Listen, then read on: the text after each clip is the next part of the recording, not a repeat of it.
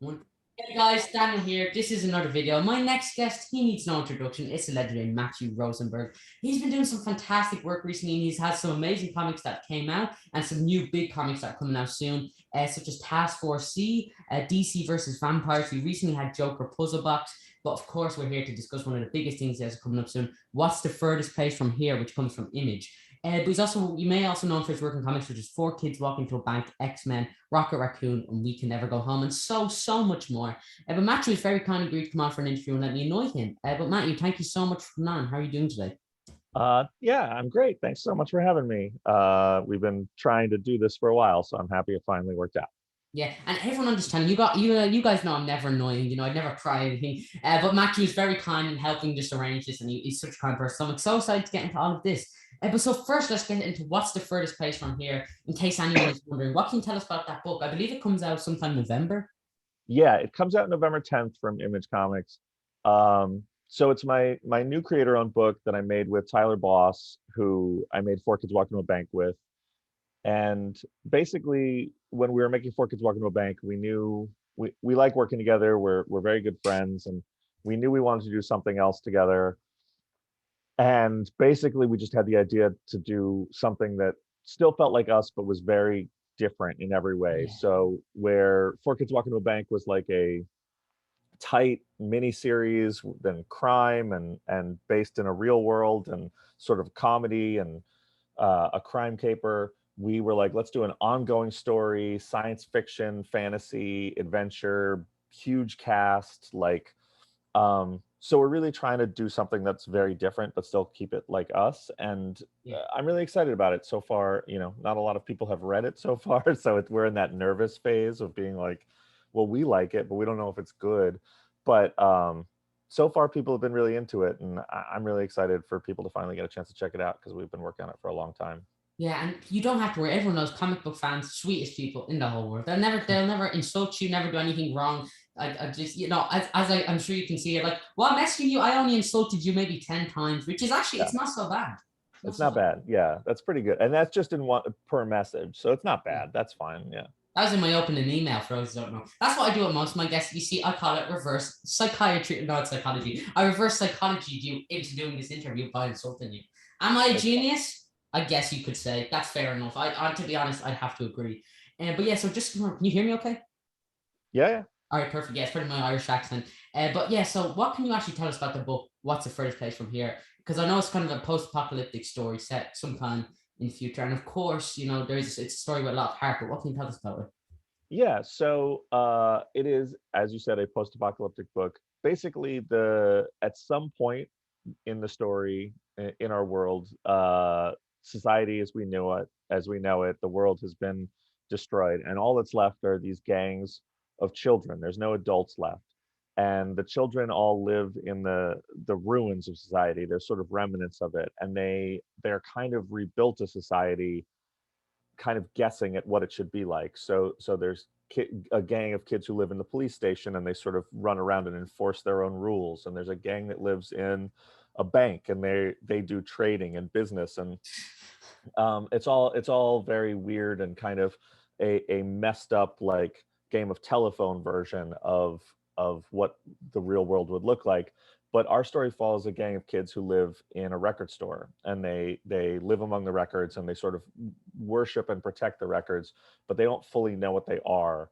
Yeah. And that's our cast. It's this group of kids who live in this record store, and then you'll find that one of them goes missing, wanders out into the wastelands, and so the gang has to decide if they're going to go after her or stay home. And it's a real, like, we wanted the real classic like adventure epic sci-fi fantasy adventure storytelling of like setting out on this journey, but like with lots of mystery and lots of intrigue. And that's sort of, yeah, that's sort of it in a nutshell. It's a blending of a lot of stuff we like, but like at the heart of it, it's a group of friends on a quest looking to find their missing friend. So Yeah, and so would you describe it as a coming of age story, or is that something you consider Y- it as? y- yeah, yeah. I mean, it's weird because when you say coming of age story, people sort of assume that it's an all ages thing. And I sort of grew up in an era where like a lot of the coming of age stories were maybe a little skewed, a little older, and were a little darker. I think a lot of like, I'm thinking a lot of like, like John Hughes movies, or J.D. Salinger, stuff like that, where it's pretty messed up and pretty dark. And so this is, these kids are sort of figuring out who they are, and going to be making these tough decisions about their friends and their family and the things they believe in and the things they care about, and they're at this sort of crossroads. And so it is a coming of age story of sorts, but it is a very weird one. I think contemporarily people keep being like, oh, is it all ages? And I'm like, no, there's a lot of like cursing and murder and kids killing each other and That's stuff what like we get that. in all the coming of age stories. What films have you been watching? Exactly. Sounds a bit cliched. You do see kids murdering each other a lot in these films. So, not For sure. happens, like I said, Cruel World of Hollywood. Yeah, absolutely. So, you also work with Tyler Boskin in this, who's a longtime collaborator. You also did Four Kids Walking to a Bank. So, I mean, I'm sure you're a nightmare to deal with. So, did you approach Tyler and ask him to work with you again on this, or? Yeah, well, Tyler's like one of my very good friends, and we used to work together in a comic book shop, actually. That's how we know each other. And Wow. so when we were making Four Kids, we sort of just were like, this is fun, let's do another one. And I'm sure he regrets it now, but at the time he said, yeah, let's do it. So this was the book we were going to do that immediately followed Four Kids, and then I had a bunch of like personal stuff come up where I couldn't work on it. And then we both had a bunch of work stuff come up, and he had another book he wanted to do by himself, that he was like, is it okay if I take a break and do this? So he did a book called Dead Dog's Bite at Dark Horse, which I love, and is just a brilliant, beautiful book. And so we sort of took some time off to sort of refocus, but the whole time we were kind of working on this and tinkering on it. And I think, I think it really benefited the book, because we are doing a book that, like, normally when you make a comic, you sort of have an idea, and then there's sort of a ticking clock and kind of a gun to your head about like getting it out the door and being like, well, we have, this much time. And we kind of push that aside, and we're like, let's just take as long as we need to make the book we want to make. And so that's why, like, the first issue of this book is 64 pages, and the next two issues are each 50 pages, because we were like, we want to get a good chunk of story out early for people to really get invested in these characters in this world. And it let us be a lot more adventurous and a lot more weird, I think, with the story. So I'm really happy about that. I can't speak on whether or not Tyler's happy about it, though. Yeah, like I said, when you brought up Gunter Head, I assumed it was literal, and it's just your editors there saying, finish the script right now, or you paint the walls, so to speak. Stuff like I assumed. And then they're all wearing their trench coats and they're taking out their puff cigarettes. I assume that's just how, like, all editors are just 1960s New York gangsters. Yeah, that's pretty much how it is. I mean, at Marvel, they're New York gangsters. At DC, they're California gangsters, because they're out there. But it's all the same thing, really. Don't say there's not diversity. They do change it up a little bit. They do switch it up. But yeah, absolutely. And so, is this an ongoing series, or is it more limited? And yeah, it's an ongoing series. We have plans. We have big plans. We know what the end is. So it's like, for me, the ending is as important as the opening in any story. And so I don't really want to launch or start a book until I know where it goes. Yeah. But we worked really hard to sort of build a world and build a character and a universe where we could wander and play and discover things, and all those storytelling cliches. So people are like, well, how many issues is it? And like, we don't know. Like, it goes until either everyone stops buying it or we get bored, basically. And when either of those things happen, we'll put our end into place. So there's we have 2 points, the opening and the closing, and then everything else in the middle is like, well, there's some stuff we want to do and we're going to do it, and there's some stuff we want to figure out. And so I don't know how long it's going to be, but it's definitely, we know what 3 volumes of it would be right now if we want to do that. And maybe we'll do more, maybe we'll do less, maybe it'll be that, we don't know. But it's definitely more than just an arc, for sure. Yeah, and I assume the big reveal at the end was that the real What's the Furthest Place From Here was the friends we made on the way. And then, like I said, perfect way to end coming of age. Or it was all a dream. Has to be one or the other.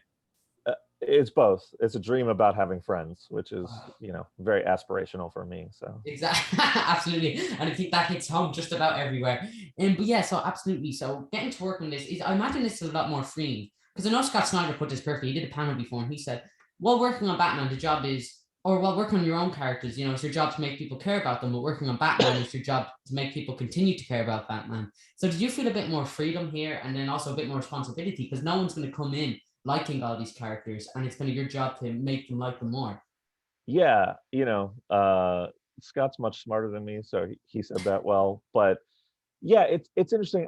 I compared it once. I said, it's sort of the difference between doing a superhero characters or licensed characters versus your own stuff is the difference between getting in a car and doing superhero or licensed stuff is getting in a car and you have a destination and a map, and like where you have to go, and you can turn and you can take slightly different routes, but you know where you're going and you can't go crazy.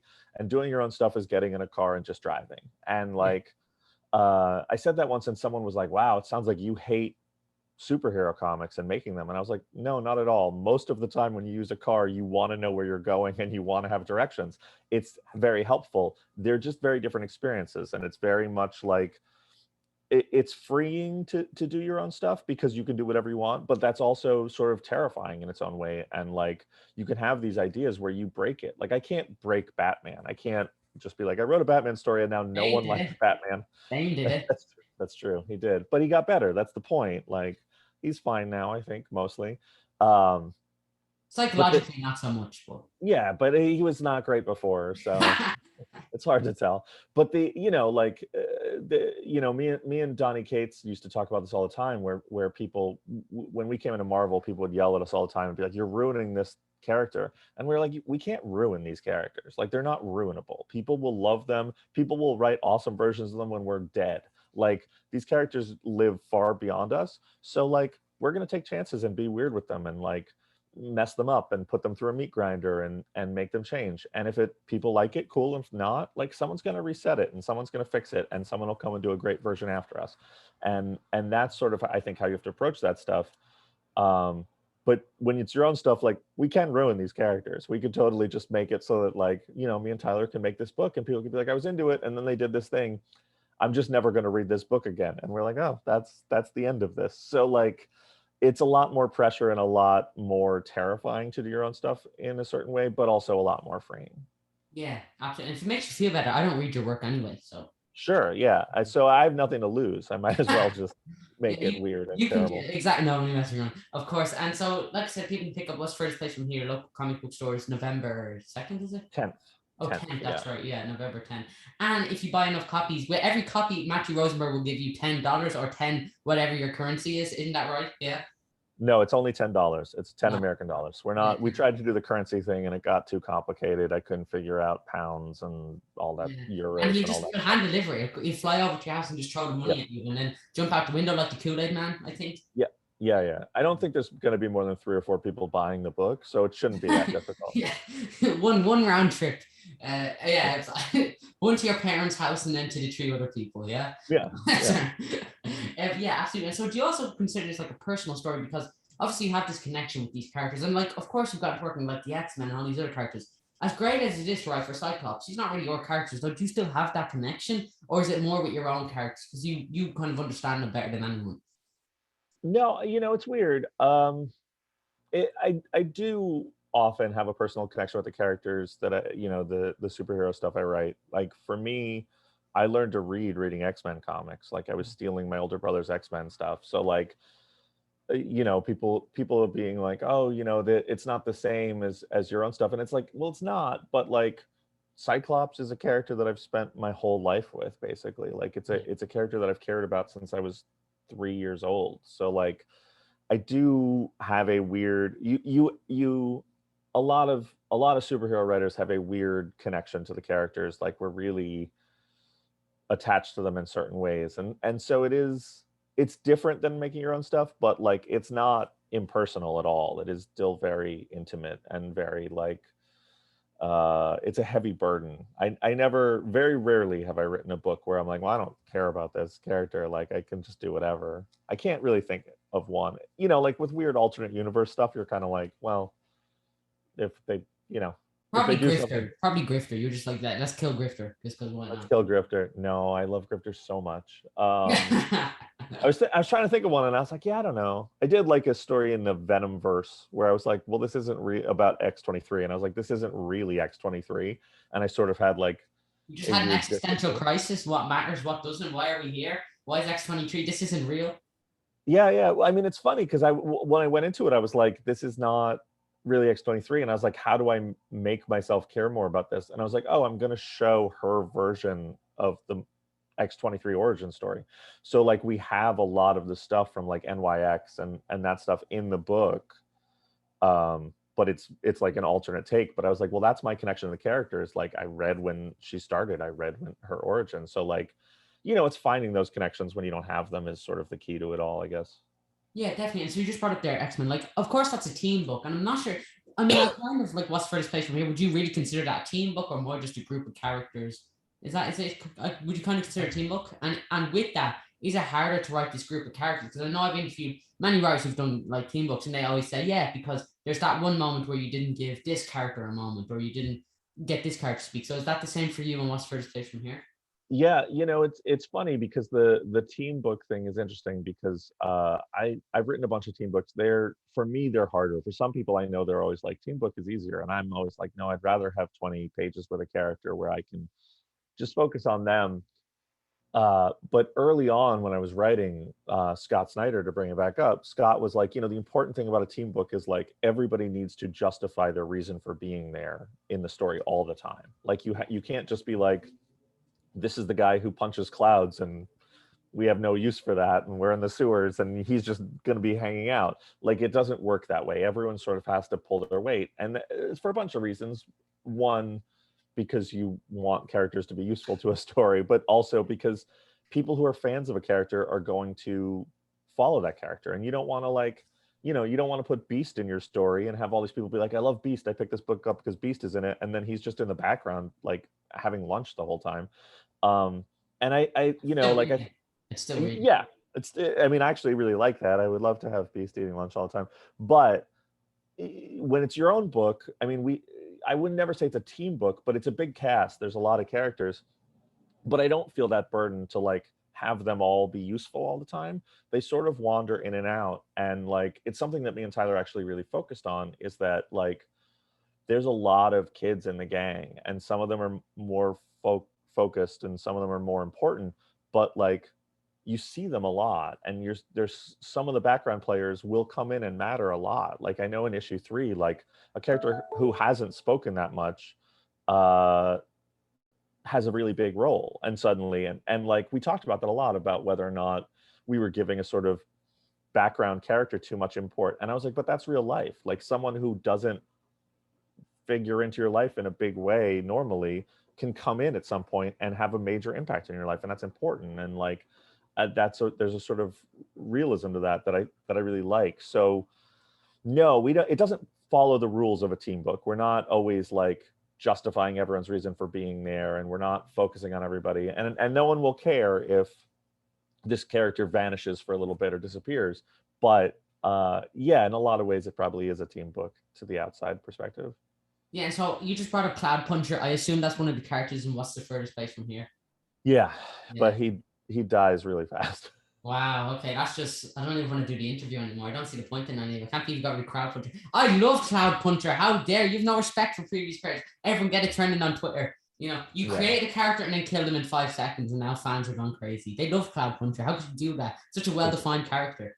I've had a couple characters that I created and then killed, and people yell at me, and I was like, I get it, you care about the character, but like, there's sort of a thing where I'm like, well, their whole point, like I created them specifically to die here, so like that was their job. I'm sorry that it bothered you. It's Yeah, always a funny absolutely. thing. They complain if you let them live. They complain that, like, either way, that's if that's what they enjoy.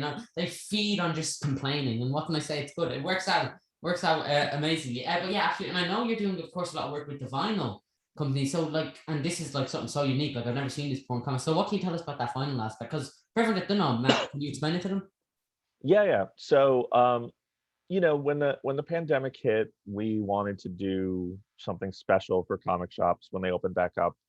And me and Tyler sort of sat down and we're like, well, what could we do? And there was sort of a unique opportunity because in addition to everyone, comic creators and comic shop owners being locked in their houses, a lot of bands were locked down and couldn't move and couldn't make money and couldn't tour.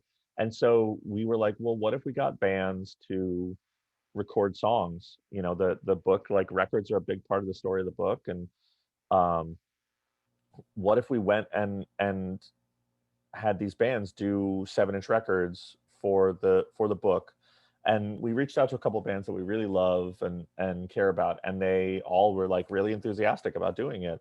And so every issue of the book, there's a deluxe version that comes with a new cover by Tyler, and then it comes with a 7-inch record featuring 2 bands who are like big influences for me and Tyler, or bands that we listened to while we were making the record.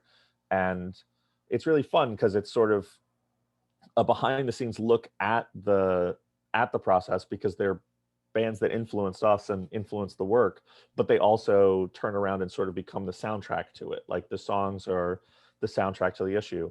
And so we're really lucky because the first one, Blake Schwarzenbach, who's in a band called Jawbreaker, who are one of my favorite bands of all time, and a band called Jets to Brazil, he recorded a song for us.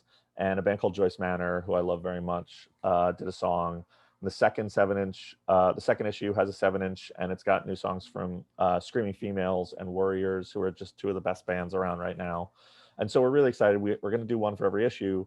And, we wanted to do this, and it's really cool. And then sort of at the end, I was like, this feels weird. Like, we're not a record label. Like, I'm setting it all up and, trying to press these records and get all these bands to record and all this stuff. And I was like, but I don't want to like be worried about like paying royalties and keeping these things in print and all these things. And so I contacted all the bands and I was like, hey, we're thinking about just like donating all the money from this to charity. And the bands were all really enthusiastic. So yeah, the 7-inch version is completely a charity release. Like, we're donating all the money that comes in to different charities that we picked with the bands. And yeah, it's just a really cool sort of like, it's a fun project for me and Tyler. Like, we're into it no matter what, because it's bands we love, but then seeing other people get really excited has been awesome.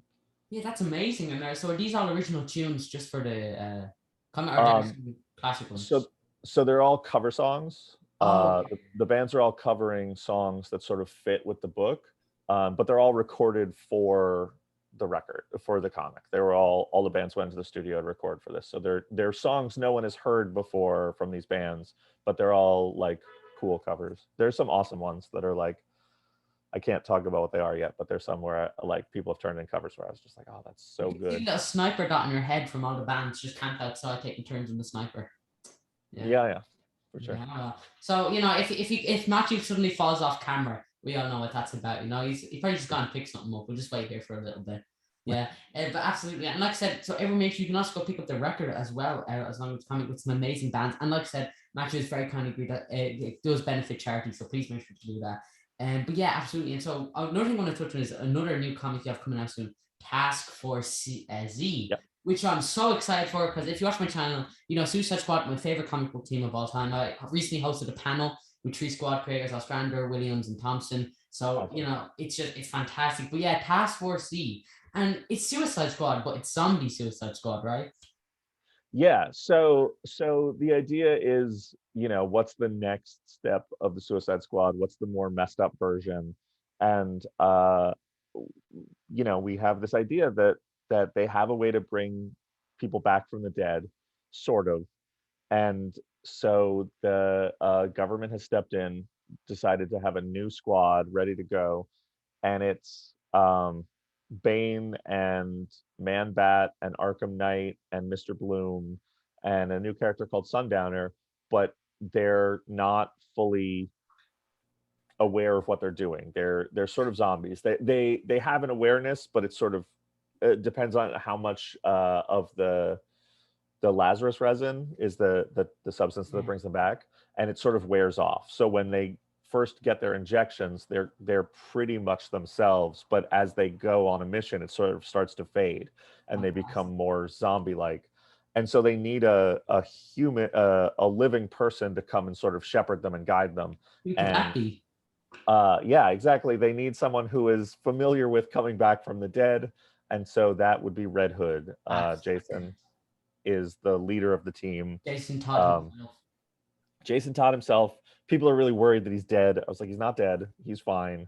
At the beginning of the book, he's fine. We'll see what happens by the middle. No promises. Yeah. But so it's really fun. It's like, DC at one point was like, said something, they were like, it's a really messed up horror book. And I was like, is it? Like, I don't know. And like we sort of joked about it because I was like, it's kind of comedy in a lot of places. And they were like, yeah. And I was like, and it is a superhero book. Like, they are saving things and fighting villains and stuff. And they were like, yeah. And then the art came in, and it's Eddie Barrows on art. And like, the zombies are so monstrous and horrific. I was like, oh yeah, this is a really messed up horror book. Like, you're gonna watch these characters like eating people and tearing them apart. And I was like, oh yeah, and Eddie is just such a good artist, and it's so Oh, beautiful and so messed up looking. And I was like, oh yeah. yeah, this is a horror book. Yeah, Yeah. he's the best. Yeah, absolutely. And so then how did this even come about? Did Marvel come to you and say 2 words, zombie squad, or 3 words, zombie suicide squad? And you were like, yeah, count me in, let's do it. Yeah, I mean, basically, Paul Kaminsky, who is the editor on the book, came to me and was like, we have this idea for a book that's sort of, like a zombie superhero team. And I was like, what do you mean? And he was like, it's kind of like, what if The Walking Dead, that kind of thing, Night of the Living Dead superheroes. And I was like, that doesn't make a lot of sense to me. And we like talked about it, and I was like, yeah, I don't understand like this and this and this. And I said, the way I think, he was like, well, how would you make it work? And I was like, well, the way I would do it is that they're sort of trying to earn, in the same way the Suicide Squad are trying to earn their chance to be alive again, to be free.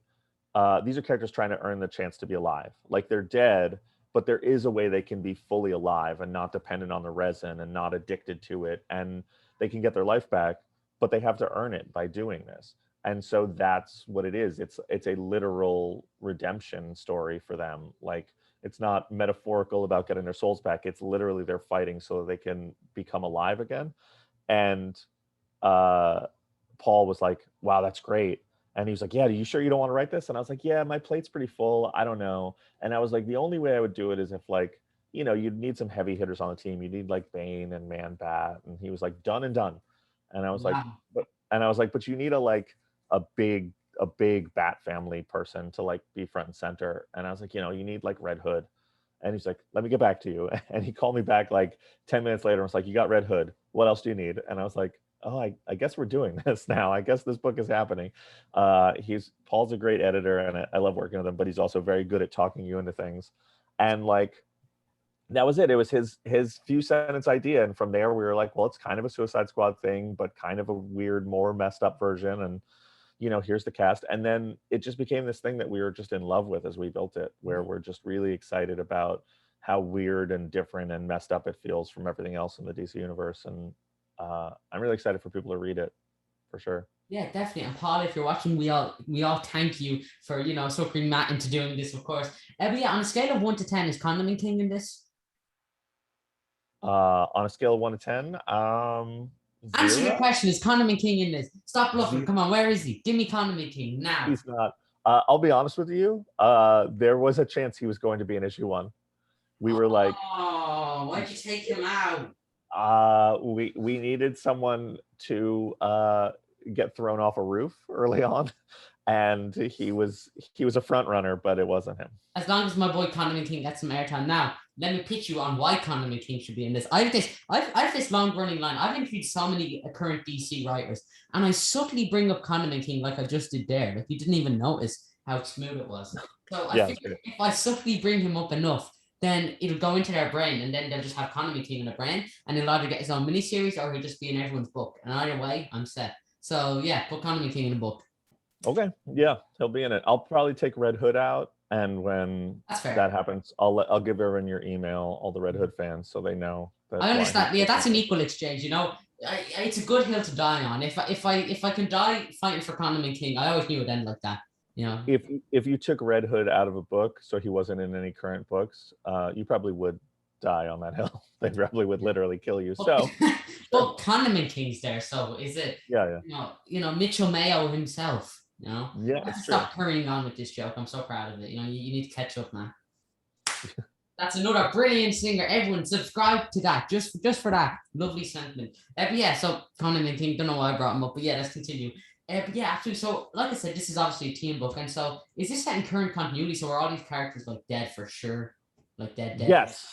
Yeah, it is current continuity. A bunch of them died in A-Day when Arkham was attacked. And Man-Bat was just killed in Detective. It was funny because we announced the book and everyone was like, Man-Bat's not dead. And I was like, I guess I can't talk about this. Like, and so I had to just be quiet on the internet because people were just yelling at me, being like, "Hey, idiot, Man-Bat's not dead." And I was like, he's gonna be, like, he's about to die.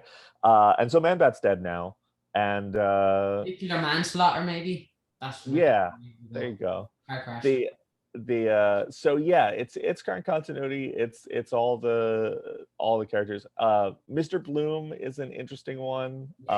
We're gonna get into a couple people have asked me, like, how is Mr. Bloom back from the dead? Because he died not in a buried in the ground way, but in a very spectacular implosion. And I was like, we have a plan, we have an explanation, like, we've got it, so don't worry. But yeah, it's in continuity. It's the regular universe. They are going to be interacting with all the characters you know and love. Yeah. If only there was someone who had the type of sauce that could bring someone back from the dead. You see, you've dug. I don't even feel bad for you. You've dug yourself this hole. You could have just True. so easily, Like I said, hosted by your own petard. It had to end like this. But yeah, so Arkham Knight is another card fascinating to me because Batman Arkham Knight, my favorite video game, hands down. I was literally just been playing it recently. But yeah, sure. We all spoiler alert for the Arkham game. Is it okay if I spoil basically who Arkham Knight is in the game? Yeah, in the game, it's a different person in the books than in the game. That's what I was thinking, because of course in the game it's real spoiler alert, it's Jason Todd, and we see that Red Hood is in this book, so it's like, what could that be? So is there a new person helming the Arkham Knight? So yeah, the Arkham Knight in the comics is a woman named Astrid Arkham, who is the granddaughter of Amadeus Arkham, and she was raised in the asylum, and she considers herself a superhero. Like, she's the defender of Gotham, and like, she sees Batman as this great cause for the downfall of Gotham City. But she's sort of raised among all the people in Arkham, and so she's a little off. She's a little strange herself, and then she died. So that's who she is. But yeah, it was a fun connection because people are used to the game where the Arkham Knight is Jason, and we were like, no, this isn't Jason, but like, it is someone with a equally rich history in Gotham. So that's fun and been fun to play with. And she's not been around a super long time, but there's a great Peter Tomasi 3-issue story with her, and she's popped up a couple places. But like, she's a pretty new character, but I think a great character, and I think people are really going to like her a lot if they're not used to her, if they're not familiar with her, and but not in the first few issues, because she's kind of just a pure monster in the first few issues. But by the end, you'll see who she is, and she's great. She's and she pulls off her mask, and she's actually Condiment King, who was pretending. It's a triple innuendo. Like, he's just been underneath, and he rips off all of it, and at the end it's finally him, still wearing the goggles and the mask and the backpack, just no one noticed. Yeah, and then we kill him. Yeah, well, I mean, yeah, like I said, and then he comes back again. He gets like a 24 year ongoing series where we just kind of swap out the writers on it. I think the editors, their email must be broken, but they just haven't responded to my 800-page Condiment King scripts. I don't know what that's about. It's weird. I'm sure they're getting ready to respond. I think the best thing to be should just bother them every single day and continue to send post letters to their house addresses, which I managed to find, and just stuff like that. Condiment King's funny because he's one of those characters that, like, actually a lot of the DC writers I know really do love the character, but like, he's a character that people use very sparingly, but like, he is beloved among a certain sect of writers for sure. Brilliant. I just have to get them all together, the Council of Condiment King, and then we can just get this puppy rolling, Absolutely. And yeah, so another character including, of course, is Bane. And we all know, like I said, maybe there'll be some tension between Red Hood and Bane, which I know you touched on in another interview. Is that true? Yeah. It's we showed this stuff and people were like, how are they on a team together? Bane killed Alfred. And I was like, that's what makes good stories, is like, how are they on a team together? And it's funny because afterwards people are, like, we have a big plan for that and a big discussion about Bane's role in killing Alfred and how Jason feels about that, but it's not addressed in issue 1. I like to sort of let things simmer and Yeah. be sort of, make people uncomfortable. So I know at the end of issue 1, I'm going to get 10,000 emails of people being like, "Did you forget this? Like, do you not know this?" And it's like, we know it. We have big plans, but Jason is exercising some self-control here. So, but things will be dealt with for sure. And I'll send an email. Excuse me, Matt. This doesn't look like Condiment King. What's this about? And there is one, the color red I can see in panel 5, page 5, which is obviously a reference to ketchup. So therefore, Condiment Yeah, King is canon in this universe. yeah, it's true. Yeah, true. We have Look, like I said, it has a lot to of be. ketchup in the book. We'll say it's ketchup, Then you can slap that bad, PG, like this PG sticker on that, and we'll get rolling. But yeah, Sundowner, an original creation by you. What's it like getting to introduce that character to the DC universe? It's really fun. She's a weird one for sure, and I think people are not gonna quite get her at first. We wanted to do something like Bane and Arkham Knight and Man-Bat. You kind of get who they are right when they walk through a door. Like, it's very clear, especially the zombified versions of them. Like, they're pretty obvious what their deal is, and I, there's a lot of rich character in there, but like, you get them. And I wanted a character who, like, you just don't kind of understand right away, who's a little terrifying, but in a very unusual way. So she's someone who's she's from the Arkham Asylum, but I'm trying to think how to say this. She isn't exactly dead like everyone else, if that makes sense. But Jason really likes her. Jason takes a liking to her. She's sort of his connection to the team. Whereas everything else is a little bit people he doesn't like, and people he can barely tolerate on a mission he doesn't necessarily want to be doing. But she is someone that he grows to care about a bunch. So yeah, absolutely. And like Jason Todd, hands down my favorite Robin. Now, gun to your head, favorite member of the Bat family. I mean, he's in the family now. Yeah. I mean, my answer is either it's probably Bruce, actually. I think there are so many iconic Batman stories, but if you can't say Bruce, it's Jason. Like, I think Jason is so rich of a character. I loved him as Robin, and I think he's my favorite Robin. And now I think with the Red Hood stuff, there's so much interesting things you can do with him. And like, just reading, like, Chip and Eddie Barrows just did a really good Red Hood story in Batman Urban Legends, and like, I was just like, yeah, there's so much you can do with him, and I'm hoping to really, be able to cut loose with him for a while. So, and will we see some of his maybe more psychological issues, which of course, he's not exactly the sharpest tool in the toolbox because of everything he's been through. Getting beaten in by Joker doesn't exactly help you out in any way. Yeah, I think for a long time we've been dealing with the fact that, like, oh, Jason's crazy, and now I think it's for me, what I want to see is Jason going forward, sort of figuring out what his normal is, and putting that, and like, he's sort of looking around and being like, well, this is what Bruce tells me normal is. This is what normal people tell me what normal is. And like, I don't fit either of those. So who am I? What do I want to be doing? Where do I want to be? And like, you've seen that of him sort of figuring that out, and trying to justify his existence, and find a reason that he's back. And that's sort of something we're going to be exploring in the longer story of Task Force E. So just Jason finding his level, sort of. Yeah, absolutely. So I believe this is a limited series. Is it 6 issues, or is it? It's 12. It's 12. That's right. Yeah, 12 issues. So we'll get to see that there. And I believe it comes out conveniently on a very great day. I believe it comes out Halloween. Would it be correct, or just near that time? Yeah, I think it's October 26th. I have I'm doing 2 books at DC that launch on the same day. So I'm doing that, and I'm doing a book called DC versus Vampires. Perfect segue there. Perfect segue. There you go. DC Vampires. And is Condiment King in there? First question. Not in the beginning, but All right, there thank are you a guys lot. so much for watching. That's an end with my interview with Matthew right now. Investing around. There's a DC vs Vampires is really fun because it's the whole DC universe. Like we are allowed to do whatever we want and play with whoever we want. So there are some like weird curveballs in the book that people are like going to be surprised to see getting front and center, which I'm really excited about. So Yeah, absolutely. And so you work with Tinian and that, James Tinian himself. yeah, so DC vs Vampires was James's idea. Um, when he was taking Batman, they told him like you'd only have Batman for a little bit, and here's what do you want to do next? And he was like, I like to do this thing like not in continuity, DC versus Vampires.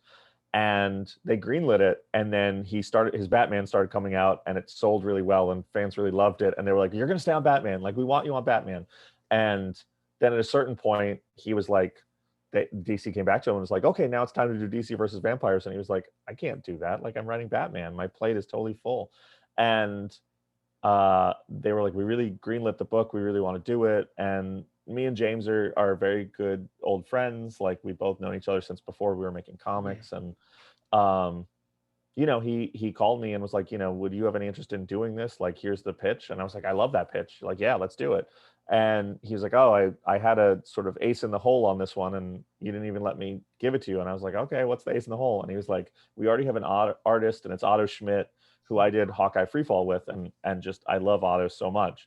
And I was like, oh, then I'm doubly in. Like I was already in, but like yeah, let's do it. So it's really fun. It's me and James and Otto, and Ben Abernathy, who runs the Batman group, is sort of overseeing all of it. And it's just been a blast. Like it's some of the most fun comics I've made in a long time, Yeah. So and I like agree. crazy, violent, and a lot of people dying, but fun too. In your work, never. That doesn't sound like you at all. Well, what about Beastie and Lunch? Where's that?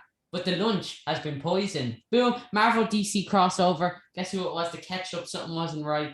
Like I That's said, right. I'm a money machine. DC editors, please get back to me. Come on. I'll make you millions. It has to happen. Yeah, so DC vs. Vampires, and I believe you mentioned that there may be some paranoia. You don't know who could exactly be a vampire and who may not be a vampire. Yeah. Like one of the things we really looked at a lot was Tom Taylor's awesome Deceased series, where they, it's an alternate universe, but it feels just like the DC universe, and and then it just is blown up and falls apart. And so that was sort of a template for us going in of like, well, how do we do that again? And Yeah. like, what can we learn from that? How do we make it different? I'm a big fan of Tom's work, and a big fan of Deceased. But the thing that struck us early is like zombie, who's a zombie and who's not. And Deceased, like who has the anti-life equation and who's possessed and who isn't. But here with vampires, like they can hide in plain Yeah. sight. And so there is a fun element of like, who do you trust in the book? And we really play with that a lot. Like it's unclear, there's some real twists coming up of like who's already a vampire, who's been turned, who hasn't, and like how it tears the heroes and the villains apart, because there are people being killed and there are people being recruited, and you just don't know. And so like, in the book, like, the Bat family sort of shut off from the Justice League. Like they Bruce is like, I can only trust certain number of people at this point. And so the Bat family isolates, and the Green Arrow family isolates. Like the Arrows all separate, and so Arrow and Black Canary and all of them are off together. And then there's Justice League people, and there's all these other people, and like it's true for the Legion of Doom and all these villains, that like everyone starts to isolate and try and figure out who to trust and who not. And then uh we see that they're not as powerful when they're separate, and they start getting picked off. And it's really a fun book because it has a lot of these twists that you don't see coming, I think. And that's what people are into. I've seen people guessing as to who's a vampire and who isn't, and it's been really fun. And DC made a bunch of covers. There are a bunch of beautiful covers of certain characters as vampires. And it's fun because when they reveal them, they're like, oh, this person's a vampire. And we're like, no, just because they're shown as a vampire on this like cover doesn't mean that they're the vampire. Like some of them are misdirects, and some of them are like character design stuff. So it's been really fun to like play with that. And I'm hoping people really dig it, because it is really one of the more fun books I've worked on. Yeah, so what's been like getting to co-write it with James Tinian? It's been great. Like James is, like I said, like one of my closest friends, and we both live in New York, and so even during the pandemic, like I neither of us was going out very much or doing a lot, but like um, I would go hang out with him in the park and we talk about the book and other stuff. And so it's been a great because I've always, we're big fans of each other, I think it's safe to say. And so getting the chance to finally work together on this has been awesome. And we're also working together. I'm doing a few issues of his Joker book. Yeah, So, we work together a bunch, and it's just been really fun because we're very much like, I think we have very different skill sets, but like our tastes overlap a lot. So what we bring to the book is very different. So like when he tells me an idea for DC vs. Vampires, it's like 100% not what I would do, but it gets me excited. And when I do it, he's like, "Oh, that's not how I thought that would happen, but I really like it," and that's a fun experience. So yeah, absolutely. There, of course, I'll have to have you both on soon. I figure I'll just annoy James the same way I annoyed you. Number one tactic: just blow up his, track down his email and blow it up 1 million sure. times with Conor King scripts, and then you'll have to say yes to doing an interview.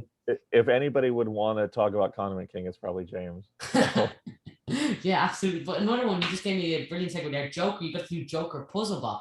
We're covered by yep, Chip Zdarsky. Who let him do art now? You know, everyone knows yeah, Raccoon. Yeah. it's true. Actually, it's funny. Katie Kubert, who is the editor and sort of put me on the Joker puzzle box and sort of conceptualized the whole idea, and she's awesome. She was like, "Who do you want for covers?" And the first person I said, I was like, "I love Chip. Like, let's get Chip to do them." I've been looking. I just read his Spider-Man life story, and I was like, "These are the best covers on a Marvel book this year. Like, let's get Chip."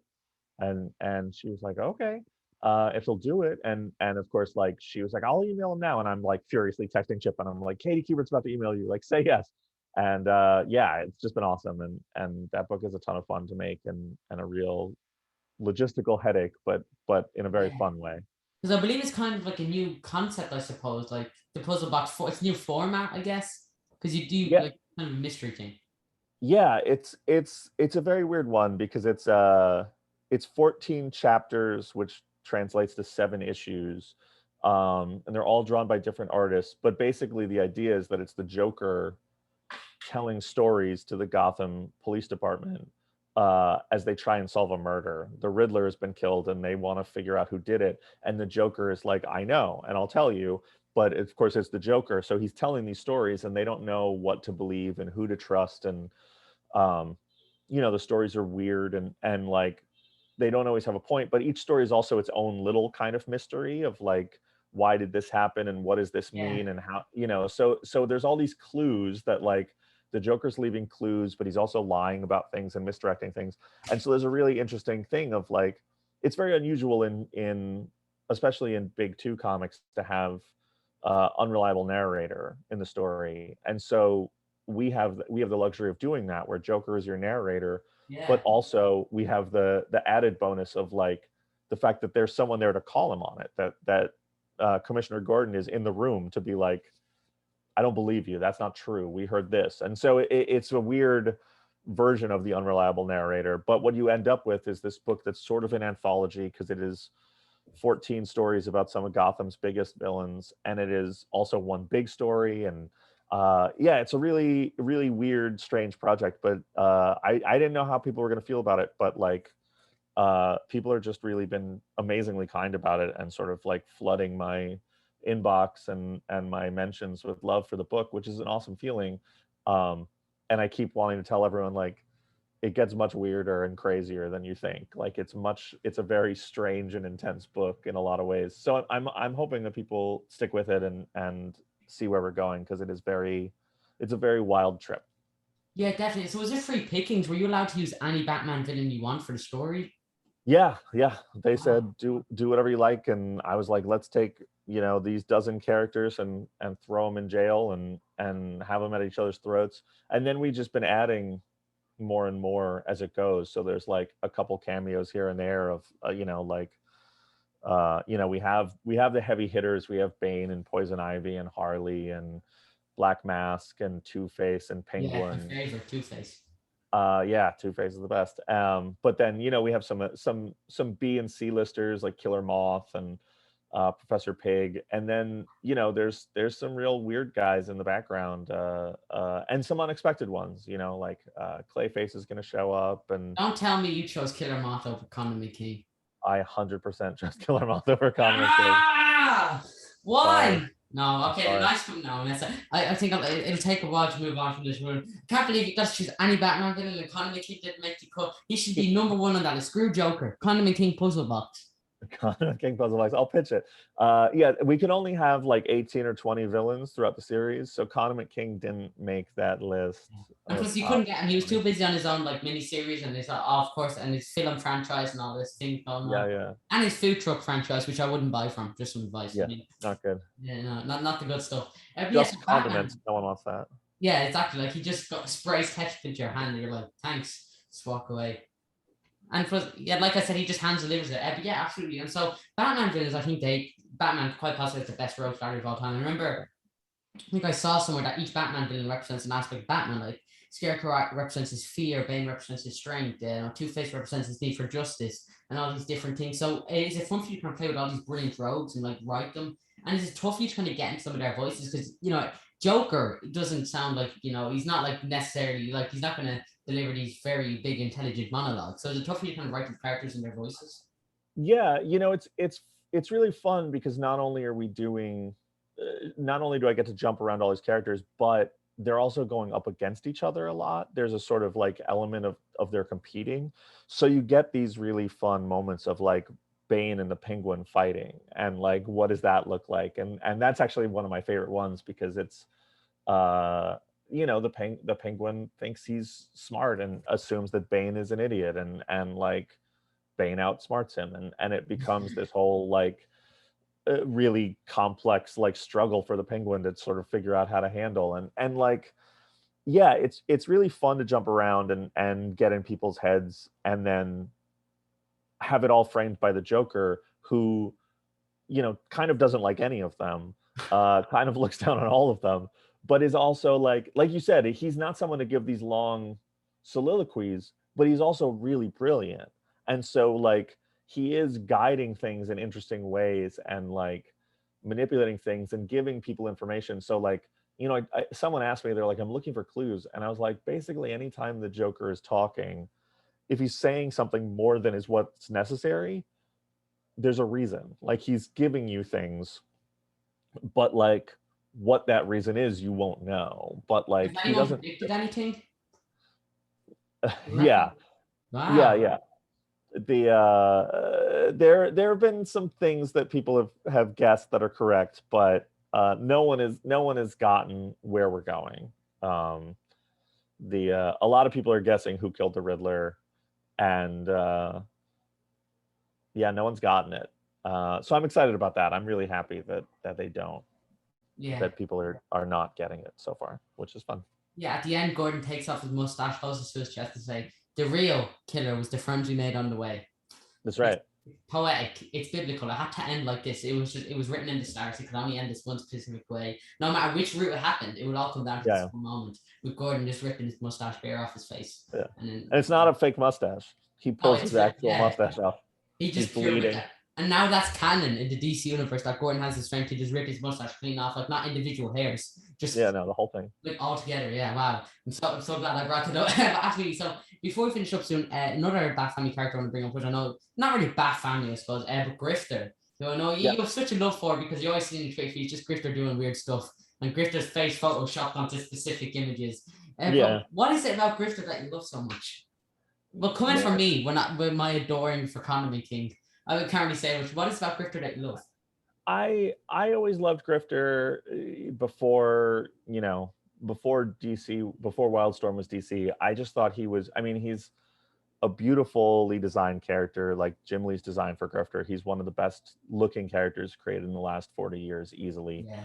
But I think he's got a certain he's got all these elements of other characters that you love. He's like a little bit Batman. He's a little bit the Punisher. He's a little bit Green Arrow. He's a little bit Hawkeye. Like he's all these things, but it forms into its own thing where it's like, he's a jerk, but he's kind of funny, but he's like not a good guy, but like maybe he has a good heart, but also maybe he doesn't. Like he's real sketchy, and like um he's a real badass, but like also kind of a screw up. Like he's just this sort of perfect storm of a lot of the stuff I love in other characters. It just comes together so well, and I've always loved grifter stories. And then when they were like, when I came to DC, they were like, "What would you like to do?" And grifter was one of the first things I said, and they were like, "Oh, okay, let's go." Um, and I love it. I love getting to work with him, and recontextualizing him in the DC universe is really fun, because he's not someone that Batman is used to. That it's like Batman can't quite get a read on him because he's a grifter, he's a con man, and it's hard for Batman to sort of figure out what the game is he's playing and what he believes. And like the story we set up, which is going to continue down the road in other places, in the grifter book we did, which is coming out in collection, called Batman Urban Legends. I think in December it'll be out in trade paperback, and I'm really proud of the book. But the story we set up is about grifter sort of conning his way through Gotham City, with heroes, villains, and everyone in between. And it's really fun to have a like protagonist who is sort of at odds with everybody, but sort of, it's not personal. He doesn't have a vendetta against Batman. He doesn't have a vendetta against anyone. He just has his own agenda that's totally different. And like, we're going to see more of what that agenda is, in the future. But it was just so fun to get to write a character like that and play him off of all these other people, of Batman and Red Hood and Lucius Fox, and Yeah. we're going to get to do more of that. So I'm really excited about that. Yeah, definitely. And so, just before we wrap it up, let's bring it back to what's the furthest place from here. Like I said, brilliant title, and I love how some of your titles are pretty long. And I know you mentioned this recently on Twitter. You're like, I think someone said something. You're like, we can never go home for Bonesville or something funny like that. And you like said that. Yeah. So, what is about long titles that you love, and how do you come up with like the titles? Would you just have Yeah, these yeah. moment? No, when I worked in a comic shop, my last like few weeks in there, a guy came in and he was like, and I was making books, but they all had like, short titles or whatever. And I was self-publishing and pitching stuff. And James's book, The Woods, had just come out, and Warren Ellis had made a book called Trees. And this guy came in and was like, "Yeah, can I get a copy of Warren Ellis's The Woods?" And I was like, "No, it's James Tynan's The Woods, Warren Ellis's Trees." And he was like, "No, Warren Ellis's The Woods." And I was like, "That's not a book that exists." And this guy didn't believe me. And I had to go get both comics. Like they launched right around the same time, and I had to go get both comics off the shelf and like hold them up and be like, "Which one do you want?" And the guy like was so upset and so angry about getting the title wrong. And I just at that moment was like, "Oh, I'm never gonna do like that short title, single word title thing. I just don't want to do that." And so yeah, I like having a long title for my books, because even if people get it wrong, like you can go in and, the book's called What's the Furthest Place From Here, but if you say what's the furthest place from there, or where's the furthest place from here, or whatever, they're going to know what you're talking about in the comic shop, and they'll get Yeah. it for you. But if you go in and are like, it's something with a B, it's one word, you're not going to get your book. Unfortunately, people like James and Al Ewing have come along and done Something's Killing Children and We Only Find Them When They're Dead, which are not only long titles, but are awesome titles that are better than my titles. So like, I did this thing and I was like, this is where I'm going to be. I'm going to be the long title guy. And now a bunch of my friends are doing it and doing it much better than me. And I have to figure out, maybe I'm just going to do titles that are symbols. I don't know. We'll Yeah. figure it out. Just one big X and say, no, it's art. You see, it's art. It's a metaphor for human greed. That's Yeah. how I justify my love for Conor McKean. He's a metaphor for human greed. Because when you really think about it, it's some Machiavellian Shakespeare writing. I don't see that. I don't really No, see you don't that. see. Yeah, you see. Once you have a YouTube channel, then you have a big brain intellect like me. You can kind of piece this together. You see. Sure. Don't beat yourself up. Not everyone can understand just how philosophical Conor McKean is as a character. Sure. Yeah. So was there? Did you even debate the fact that it would be farthest or furthest? Was that anything? Was the farthest place or? It's no, we didn't, because I stole the line. It's a line from a song, so like it was already decided for me.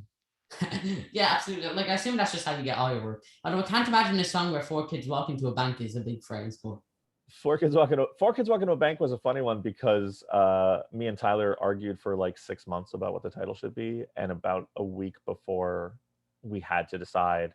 I was like, we should just call it Four Kids Walking to a Bank. And Tyler was like, that's funny.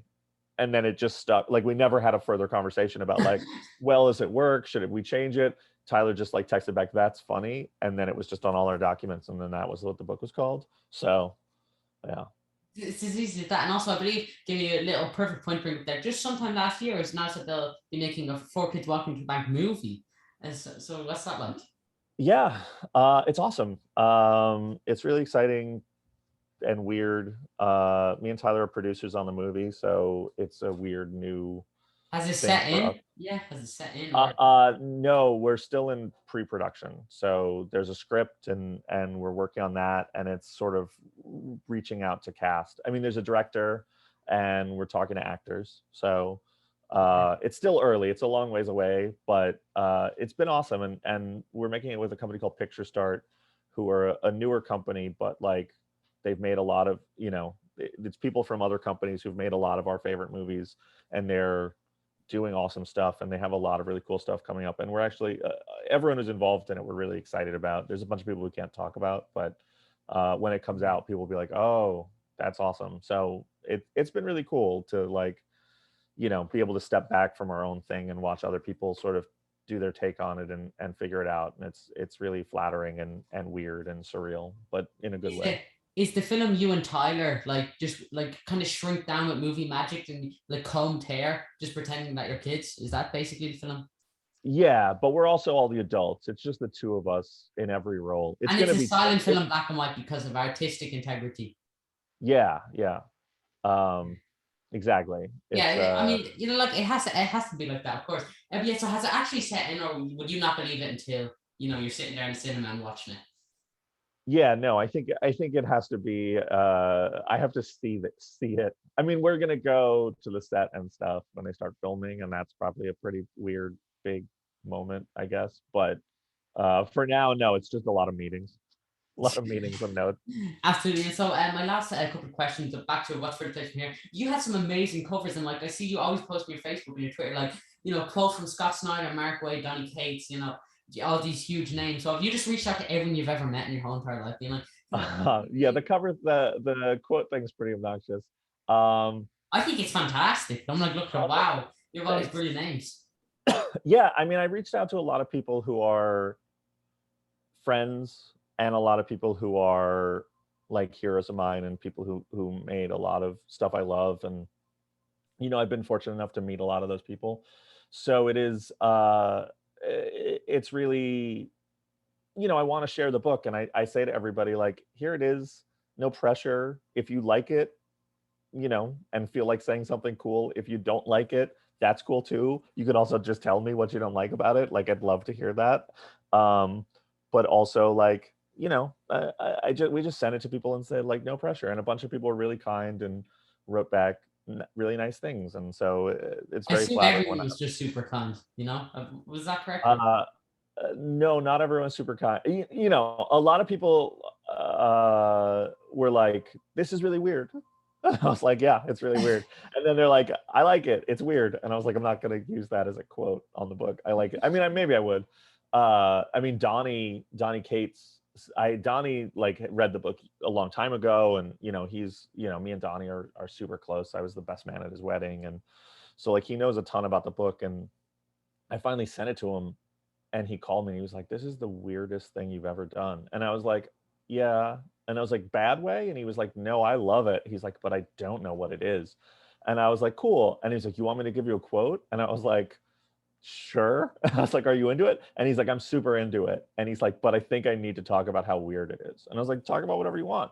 And so Donnie's quote is like really strange. And he was like, that's how your book made me feel. Like I was in a party and I didn't know what was going on. And I was like, yeah, I like that. That feels accurate. Like I'm super into that. So Donny Cates delivers the other two issues, because of course before people buy it, you deliver two, he delivers the other two. Sure, yeah. I always tease Donnie because I'm always like, yeah, I'm going to put all the characters from crossover in my book, and he's always like, what? And I'm like, I'm just taking your characters, I'm just going to put them in our book. And he's always like, no, that's not how it works. And I was like, it is now. Like I'm just taking them, they're mine. I mean, I don't think he'd actually care if I did it, but we're not doing it. No, absolutely. Like once I do inevitably, get Donnie on the channel, we'll just talk about Matthew Rosenberg for the whole interview. That's how most of my interviews end up. Like no matter who Yeah, I interview, we all tie it back to you. You're just always there somehow. I am. Yeah, Donnie would have a lot of stories about me. We hang out a lot, so he could Yeah, definitely tell absolutely. For stories. that one day that I do interview Donnie, I'll just say, so Matthew Rosenberg's favorite food, what is that? Yeah, And Matthew, his favorite color, and just constantly questions that Matthew. He's like, he yeah, can I talk about my new book? Or no, give me 1 second. Matthew Rosenberg, it's trivia. Donnie Donnie could definitely tell you my favorite food. You It's share. it's we do actually share a lot. We there's a weird story, but the first time when we both had just started at Marvel, me and him and Ed Brisson, Axel Alonso, who's the editor in chief, took us out to dinner, and he took us to a steak place, and it was like really fancy. And Ed's a vegetarian, and me and Donnie are dirtbags, and so like being in a fancy place, we were like, oh, I don't like weird. And then Axel is like very comfortable. Axel's amazing, and like all three of us owe him our careers, and we really love him. But he is very like he's a very sophisticated person, and he's very like he's very cool. Axel's cool in a way that me and Donnie and Ed Brisson are not. And so he ordered his steak, and then me and Donnie were like, I was like, I kind of want this one, and Donnie was like, I kind of want to eat this, and I was like, we should each get it and go splits. And I think Axel was just like, what are these children doing? And like I ordered something and he ordered something, and then like I cut it and put half on his plate, and he's scooping on my plate, and we're like, and Axel, I think he was really kind of mortified by us. Did you like? Did you and Donnie just kind of pick up and say, "What's that?" So just kind of feed each other. Everyone, I mean, I assume that's basically all comics is. Just comic book creators constantly feeding each other random food. Yeah, we feed each other a lot. That's true. You can see Um, just from that bookshelf behind you, Donny Cates is going to burst through. I assume he's just camped out there for the last hour waiting for his moment to shine. he's like, actually, I think Donnie is coming here in 2 weeks and staying with me for a week. So like, if we'd done this in 2 weeks, yeah, he would be on my couch, but he's not right here now. I have to have you back on in 2 weeks, and then just have Donny photo on every single frame of the interview. Like every few Yeah, seconds, he's just in a new pot, or he's just behind a new bookshelf. I mean, I'm sure he'd just be throwing things at me, but sure, yeah, we'll do Well, it. I mean, the urge is there to probably throw stuff at you. We can't really Yeah, be blamed. But yeah. absolutely, I don't know how we ended up talking about Donny Cates. Donny, if you're watching this, let me interview you. So before we finish up, are you on Instagram, Facebook, or Twitter? Unfortunately, I'm on all three of those things. My Twitter is ashcanpress, ASHCANPRESS. I think my Instagram is that as well, and I have that Facebook also, I guess, Ashcan Press. Now Yeah. that I think about it, I always forget Facebook, and I had an Instagram, and I forgot I had it for more than a year. And when we started working on What's the First Place From Here, I was like, oh yeah, I have an Instagram. I actually thought like I should make an Instagram to promote this, and then I was like, oh wait, I have one. And so now I post annoying videos on Instagram. But yeah, I have all those things. I also have a newsletter. I have a Substack newsletter, but not one of those fancy paid ones. I have just I'm gonna write and talk to you about chocolate milk and photos of dogs kind of And when newsletter. Donny But Cates inevitably stays on your couch, it's just going to be a scrapbook of him sleeping, I it's assume. gonna be him sleeping. Yeah, we'll do that for sure. That'll be a good 2 weeks of content. Yeah, And absolutely. yeah. So you can find me Matthew Rosenberg Substack. I think it works, or Substack. I don't know. You can find it. It's on my Twitter.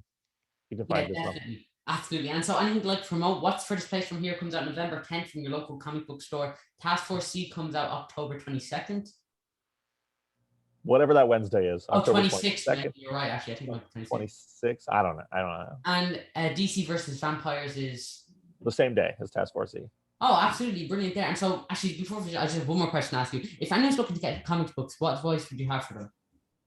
Get into comic books, like Or no, as a writer, what advice would you have for as a anyone, writer. any Oh, okay. aspiring writers? Be kind to Uh, James Tinian. I Let have. Donny I Cates mean, sleep on your couch. that's good. That's good. No, I have my bummer advice that I give people, and I have my more positive advice, and I'll do both. I think the more positive advice is like find your peers, find people like you who are trying to do it. Yeah. For me, like I came up with a group of creators, and it's Donnie and James, but also uh Frank Barberi, Mike Morisi, Steve Orlando, like a bunch of us where, you know, and like artists too, Brian Level and Michael Walsh and a ton of people where like, you know, I had a good network of people that you meet at conventions and you just meet at shows and have a shared interest and you're all trying to do things. And like having that support group is so important and so essential to doing this. It's a really hard thing to break into and it's a really lonely thing. So having people who you are peers with, I meet a lot of comic creators who are like, I want to be friends with Brian Bendis, or I want to be friends with Matt Fraction, or I want to be friends with Kelly Thompson. And like, those are all great people, but like, they're not going to be able to, like, besides the fact that they have their own friends in their own world, but they are not on the same journey as you. They're on a completely different path. You need to find people who are where you are and hang out and form those connections. That's my more uplifting advice. My bummer advice is save as much money as you can. Making comics is really expensive. The easiest way, especially as a writer, to make comics is have a great artist, and the easiest way to get a great artist is to pay them well. So I have money. I meet so many aspiring comic creators who are like, you know, I'm trying to make comics, I can't get a good artist, and then, you know, you look at their Twitter or whatever, and they're like buying hundreds of dollars worth of video games or buying all this and that. And it's like, when I started trying to make comics, I sold my video game collection, I sold a lot of my record collection, you know, so I'd have money to pay people, and it sucks, but it's like, if this is what you want to do, you have to sacrifice to do it. Or maybe you're rich and you don't, or maybe you're friends with a brilliant artist who will do it for free. But like, having money to like pay people and make pitches and treat everyone well and do all that stuff is so important. So like, you know, don't get all your food delivered. Eat ramen and cook at home, and, you know, don't go get the large popcorn at the movie theater. Like, you probably just like open a stick of ramen and you don't even kettle it because you're not paying that water bill, which you just eat it raw, and you just like eat the powder by itself. Yeah, but that's how you do it. Eat that ramen. Peanut butter sandwiches are your friend if you're an aspiring comic writer. Snort a line of 4-minute noodle dust. Just do that. That's great. That's the big one, yeah. So I assume we're going to get that reference in What's Furthest Place From Here. That's new currency. Snorting 4-minute noodle powder. Yep, for sure. Yeah, for sure. Everyone's favorite pastime here in Ireland. I know it's such a dreadful stereotype. When you think of Irish people, you think of snorting 4-minute powder noodle. But sure. It's what can we say? We do love it. Yeah, absolutely. I don't think we'll end on a better note. Thank you guys so much for watching. Before we finish up, like I said, you can go follow me over on Twitter at SamBoogiesMoan, and like I said, go follow Matt. You can go check him out. You just mentioned it there. What's Furthest Place From Here, Task Force C, and DC versus Vampires. Any other comics out soon? I'm writing a whole bunch of detective comics, co-writing with Mariko Tamaki, starting. Well, I actually have started 2 months ago, or 2 issues ago, the Road to Task Force E stuff. But I'm doing a thing called Shadows of the Bat with Mariko and Fernando Blanco on art, and Jordi Belair, and that starts in November, December. I don't remember when it starts, but it's awesome. It's a Batman story about going through the ages of Batman and ketchup and curry and mustard. Joker Puzzlebox is coming out now, and I have a bunch more stuff that I don't think I could talk about. I'm probably forgetting something. Oh, I have 2 issues of the Joker book coming up, the regular Joker book. I'm doing the annual and issue 10. Those are coming up at some point. I said, it's a miracle you managed to find time to sleep. The amount of work that comes out every couple of days. It's fantastic. Yeah, I have 21 issues coming out in the next 3 months. So yeah, it's either you're a clone, or like there's 2 Matthew Rosenbergs, I'm talking to the other one, or you just don't sleep. I just don't sleep. Yeah. I mean, I probably would have went the clone option. That just sounds more bearable, like having 2 versions of Matthew Rosenberg around the house. Sure. It sounds awful. Prestige it, you know, like just 2 years. I mean, this interview, I know, it's like just as intellectual as in Christopher Nolan film. It's the last thing I want to ask you, sorry, just one more question. Dream comic book character, any comic book character you could do. Who's that one character you'd like to work on you've yet to grace? Wow. Man, I don't even, you know what it is? The correct answer is not a character, but G.I. Joe. I'd love to do G.I. Joe stuff. Wow. Just G.I. Joe? Yeah, like any, you know, like I could pick a specific G.I. Joe. You know, I'd love to write Just everyone in G.I. Joe. Doesn't even matter. everyone at GI Joe. We'll say that. Yeah. Yeah, absolutely. I'd love to write a Dreadnoks book. Actually, is what I would like to do. But you know, I don't think I'm going to do that anytime soon. The GI Joe books have been great lately. Paul Eller's GI Joe stuff has been awesome. But yeah, I love GI Joe, and I would love to do something there at some point. Yeah, and I assume you have a new image book coming out called Relish Ravager coming out soon. Relish Ravager, you know, no trademarks, just this guy who, you know, plays with Relish. Completely original idea by me, you know. Thank you. I appreciate it. No problem. You can keep that. I'm very generous. Yeah, thank you guys so much for watching. Please make sure to like and subscribe. Go check out Matt's brilliant work. Matt's been such a pleasure. I'll talk to you a little bit off air. Everyone likes it. Please like, subscribe. Go donate to National Deaf Children's Society as always. Check them out on Twitter at the NDCS at .uk, or you can just look them up on Twitter. But yeah, and they'll be mentioned down below, or a link if you do have the means. Please make sure to donate, but if you don't, that's no problem. Even just follow me in the world. Yeah, thank you guys so much for watching. I will see you on the next video. Stay safe and long live Conor McKean. Go check out Matt's work.